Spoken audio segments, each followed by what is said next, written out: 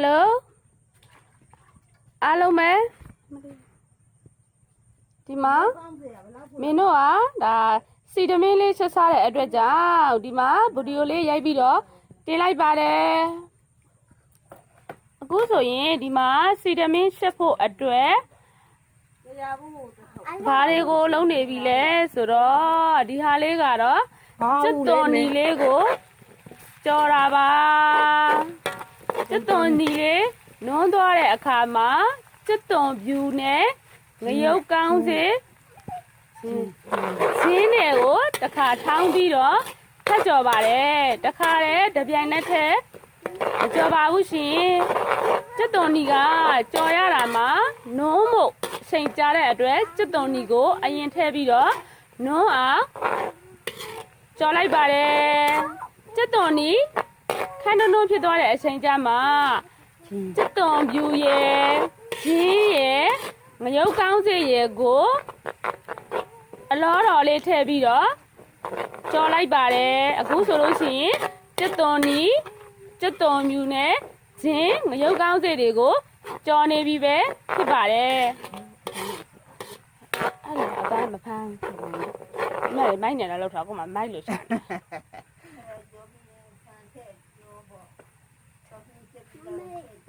ဒီဟာလေးကိုကြော်ပြီးတော့မှုေးလာအောင်အထိကြော်ရမှာဖြစ်ပါတယ်စစ်တော်နီလေးကိုကြော်တဲ့အခါမှာစားဥစွာစီတဲကိုစနွေးလေးတိုက်ရမှာဖြစ်ပါတယ်အဲ့ဒါမှစီတမင်းလေးကဝါဝါဝင်းဝင်းလေးနဲ့အယောင်လေးကလှပနေပါဖြစ်ပါတယ်ဒီမှာဆိုရင်တော့ဒီဟာကကောင်းနှင်းကို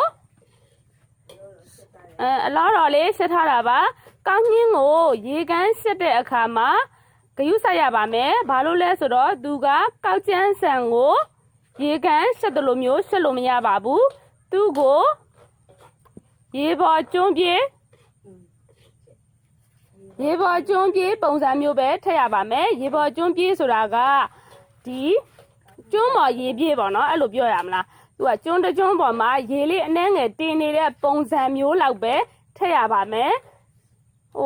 ကောင်းငယ်ဆန်ကိုချက်တယ်လို့မျိုးဆန်ရဲ့အပေါ်မှာရေလက်တစ်စစ်ဆိုပြီးတော့ထည့်လို့မရပါဘူးဒါဆိုရင်ဒါကောင်းညင်းကိုအဲ့လိုမျိုးကျွန်းပေါ်ရေပြေ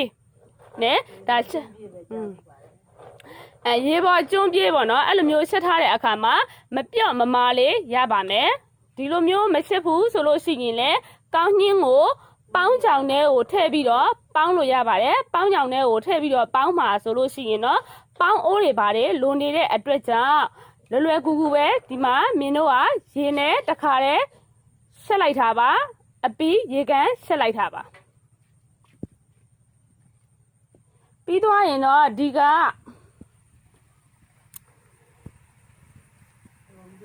ကြော်ပြီးတော့မှုေးနေပြီဖြစ်တဲ့ဒီစက်သွန်နီစက်သွန်ဖြူရုပ်ကောင်းစေးနဲ့ဂျင်းစီတတ်ထားတဲ့အထဲကိုမင်းတို့ကခုနကဆက်ထားတဲ့ကောင်းညင်းတွေကိုထည့်ပြီးတော့မှွေမှာပဲဖြစ်ပါတယ်ဒီမှာဆိုလို့ရှိရင်ဒါမှွေပါတော့မယ်ရှင်အားလုံးပဲကြည့်ပေးကြပါမရုပ်ကောင်းစေရတော့အခုဆိုလို့ရှိရင်မရုပ်ကောင်းစေအစ်စ်မဟုတ်ဖဲနဲ့သူကအမှုန့်လေးတွေပေါ့နော်ပေါ်နေပြီကြောင့်မင်းတို့တွေကစက်သွန်ဖြူနဲ့ဂျင်းကိုပဲထောင်းပြီးတော့ကြော်လိုက်ပါတယ်ရှားကနီးမှာငရုတ်ကောင်းစေအမှုန့်အထုပ်ကိုထည့်လိုက်ပါတယ်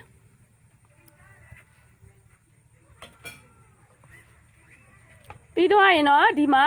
ခုနကဒီစက်သွန်နီတွေမကြော်ခင်ကလေးကဆက်ထားတယ်ရေပေါ်ကျွန်းပြေးဆက်ထားတယ်ကောင်းညင်းစာလေးနဲ့တမအောင်နဲမှာဖြစ်ပါတယ်အားလုံးပဲကြည့်ပေးကြပါဒါဒီနေ့အိမ်မှာ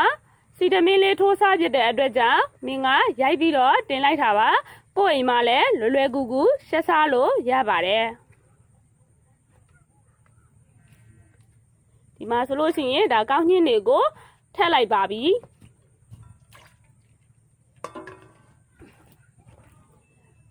ကောင်းညင်းစာဘယ်လောက်တစ်ခွက်လားကောင်းညင်းစာတစ်ခွက်ဆိုပါတစ်ခွက်ဆိုရင်7သွန်ငါးလုံးတော့7သွန်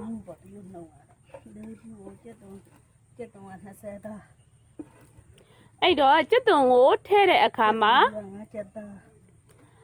ဒါမင်းတို့ကလူ9ယောက်10ယောက်စားပေါ့နော်လူ9ယောက်10ယောက်စားစံ4ဘူးလောက်ရှက်မယ်ဆိုလို့ရှိရင်ကျက်သွန်နီကို20သားလောက်သုံးရပါတယ်ကျက်သွန်ဖြူကိုကတော့5ချက်သားလောက်သုံးရပါတယ်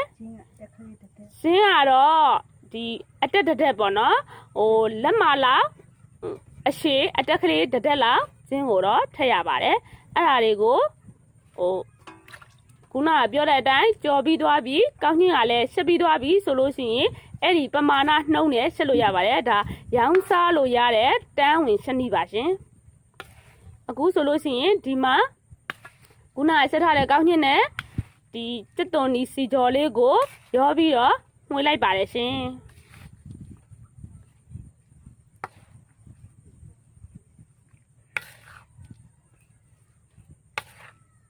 တမအားမွေးပေးရမှာဖြစ်ပါတယ်ပူတဲ့အတွက်ကြောင့်ရောင်းမလေးနဲ့ပဲမွေးနိုင်ပါတယ်မွေးလိုက်ပါတယ်အဲ့တော့အခုထည့်ထားတဲ့ပမာဏနဲ့ဆိုလို့ရှိရင်ကျက်သွန်နီနဲ့ဒီကောင်းညှင်းနဲ့ဟာသူ့ဟာနဲ့သူအစင်ပြေတမနေတာကိုတွေ့ရပါတယ်ကျက်သွန်နီနဲသွားတာမျိုးကောင်းညှင်းကများပြီးကျက်သွန်နီကနဲနေတာမျိုးမရှိဘဲနဲ့ကောင်းညှင်းနဲ့ကျက်သွန်နီနဲ့ပမာဏချင်းအစင်ပြေဖြစ်နေတာကိုတွေ့ပါတယ်ဒါရောင်းတဲ့လူတွေစီကတန်းဝင်စနီးပါစံတစ်ခွက်ပေါ့နော်4လုံးသုံးမယ်ဆိုလို့ရှိရင်ကျက်သွန်နီ20သားကျက်သွန်ပြူ5ချက်သားဇင်းကတော့တတဲ့ပြီးသွားလို့ရှိရင်ကျမတို့ကဒီမှာငရုတ်ကောင်းစီကိုထည့်တဲ့အခါအမှုန့်မဲ့ရတဲ့အတွက်ကြောင့်အားလုံးကြော်ပြီးတဲ့အချိန်မှာငရုတ်ကောင်းစီမှုန့်လေးကိုထည့်လိုက်ပါတယ်အခုပေါ်နေတဲ့ငရုတ်ကောင်းစီမှုန့်အထုပ်သေးသေးလေးတစ်ထုပ်ကိုအကုန်ထည့်လိုက်ပါတယ်ရှင်ငရုတ်ကောင်းစီမှုန့်ကလေးကိုတဝက်ပဲထည့်ပါတယ်တဲ့အရင်ထည့်လို့ရှိရင်တော့ငရုတ်ကောင်းစီတွေကဆက်လက်ဆက်ပါတယ်ပူလဲပူပါတယ်သူကတော့အနံ့မှုေးအောင်ထည့်တာပါ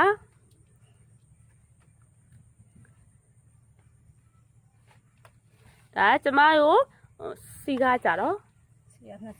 စီကားကြတော့ဒီ20သားလောက်ပေါ့နော်ဟိုစံတစ်ခွက်ဆိုရင်စီ20သားနှုံးလောက်နဲ့ဟိုကြော်ထားပါတယ်နော်စီ20သားတဲ့ကိုကျက်သွန်နီ20သားလှီးထားတာကိုထည့်ပါမယ်ပြီးတော့လို့ရှိရင်ကျက်သွန်နီလေးနွန်းလာတဲ့အခါကျရင်ကျက်သွန်နီလေးနွန်းလာတဲ့အခါကျက်သွန်ပြူ5ချက်သားနဲ့ဇင်းကိုထောင်းထည့်ပါမယ်ရှင်ဇင်းကိုတော့ပလေးတွေရိတ်လှီးပြီးတော့ကျက်သွန်ပြူနဲ့ပေါ့နော်ရောပြီးတော့ထောင်းလို့ရပါတယ်အဲ့လိုမျိုးမထောင်းဘူးဆိုရင်တော့ဂျင်းတက်ကိုဒီတိုင်းထည့်ထောင်းပြီးတော့ခွန်ခွာပြီးထည့်ထောင်းပြီးတော့ဂျင်းညက်ပြီးဆိုမှကျက်သွန်ပြူကိုထောင်းပါချင်းဂျင်းကထောင်းရတာသူကပို့ပြီးတော့မာတဲ့အတွက်ကြောင့်အရင်ဆုံးထောင်းလိုက်ပါအခုဆိုရင်ဒီမှာအားလုံးတွေ့မြင်နေရတဲ့အတိုင်းဒီစီနဲ့ပေါ့နော်စီကများနေတာမျိုးလည်းမရှိဘူးနဲနေတာမျိုးလည်းမရှိဘူးကျက်သွန်နီနဲ့ကောင်းနှင်းရောစီရောအားလုံးတမသွားပါပြီဒါခုနမှုရင်းနဲ့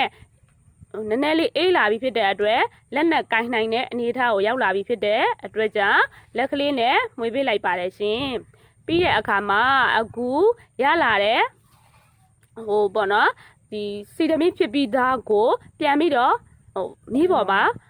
နှပ်ပေးရအောင်မှာဖြစ်ပါတယ်အဲ့ခါမှာမီးတောက်ကိုမသုံးမဲနဲ့မီးခဲလေးနဲ့မီးအေးလေးနဲ့ပေါ့နော်ကြလေးနှပ်ရမှာဖြစ်ပါတယ်ဒီအတိုင်းစီတမီဖြစ်ပြီးဆိုပြီးတော့အခုအချိန်မှာစားသုံးလို့ရှိရင်မကောင်းသေးပါဘူးရှင်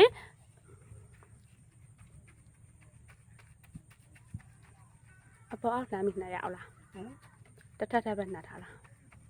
ကျိုးကအပေါ်အောက်ပြအပေါ်အောက်လို့ရင်အပေါ်အောက်ပြန်ရတယ်ပေါ့အဲ့တော့ဒီစီတမင်းသားမှာဒီခွင်ပေါ်မှာတင်းပြီးတော့နှက်လိုက်တဲ့အခါမှာအောက်သားလေးတွေကမာသွားပါတယ်ရှင်အဲ့ဒီဟာကိုတော့ကျမတို့တွေကဂျိုးဆိုပြီးတော့ခေါ်ပါတယ်ထမင်းဂျိုးဟင်းဂျိုးပေါ့နော်စီတမင်းရဲ့ဂျိုးအဲ့ဒီဟာလေးကမမကျွတ်ကလေးနဲ့စားလို့ကောင်းပါတယ်အဲ့ဒါကိုဂျိုးလေးကိုကြိုက်တယ်ဆိုလို့ရှိရင်တော့ကျမတို့ကဒီစီတမင်းကိုဟိုတစ်ဖက်ကအောက်မှာဂျိုးတွေကတ်သွားပြီးတဲ့အခါမှာဒီစီတမင်းတုံးကိုဟိုတစ်ဖက်ကိုလှမ်းပြီးတော့နောက်တစ်ထပ်ကိုဂျိုးဖြစ်သွားအောင်လှမ်းပေးရပါမယ်တကယ်လို့ဂျိုးသားကိုမကြိုက်ဘူးဆိုရင်တော့ဒီတစ်ထပ်ထက်ရရှိတဲ့ဂျိုးသားလေးနဲ့ပဲဒီလှမ်းစရာမလိုတော့ဘဲနဲ့စားသုံးလို့ရပါပြီရှင် မိရလည်းမလာတဲ့အတွက်ကြောင့်နန်းငယ်လေးမှောင်နေပါတယ်အဲ့တော့ဒီစီတမင်းကြတဲ့အထိတော့ကျမဗီဒီယိုမရိုက်တော့ပါဘူးဗီဒီယိုရှင်းနေပြီဖြစ်တဲ့အတွက်ကြောင့်ဘယ်နှမိနစ်လောက်နိုင်ရအောင်လား နဲ့ထားတော့လူမိခဲချိန်ပေါ်မှာပေါ့နည်းနည်းလေးကြွလာပြီဆိုရင်သူတုပ်ပြုတ်ပြောက်ပြောက်နဲ့မြည်တယ်မလား အဲ့တော့ကျွတ်လာပြီဆိုလို့ရှိရင်ကြက်လာပြီဆိုရင်ပေါ့နော်ကောင်းညင်းနဲ့ဒီမီးနဲ့ကြက်တဲ့အတန်လေးပြပြအတန်လေးတွေထွက်ပေါ်လာပါမယ်အဲ့ဒီအခါလောက်ဆိုလို့ရှိရင်ကိုကဒီစီတမင်းတုံးလေးကိုအနှဲငယ်လေးမပြီးတော့ကြည့်လိုက်လို့ရှိရင်ဒါဂျိုးသားလေးတွေဖြစ်သွားပြီဆိုလို့ရှိရင်တစ်ထက်ဂျိုးပဲယူမယ်ဆိုလို့ရှိရင်မလှမ်းတော့ဘဲနဲ့လုပ်လို့ရပါတယ်ဒါပေမဲ့ကြက်သွားအောင်ပေါ့နော်အပေါ်သားကိုလည်းကြက်တင်းတင်းလေးဖြစ်သွားအောင်နောက်တစ်ထပ်လှမ်းရပါမယ်အဲ့ဒါမှလည်းပို့ပြီးတော့အဆင်ပြေပါမယ်အားလုံးပဲဆက်စားကြည့်ကြပါဒါရောင်းနှမ်းဝင်လုပ်မဲ့သူတွေဆိုရင်လည်းအခုကျမပြောထားတဲ့နှုံးလေးနဲ့လုပ်လို့ရပါတယ်ရှင်အားလုံးကျေးဇူးတင်ပါတယ်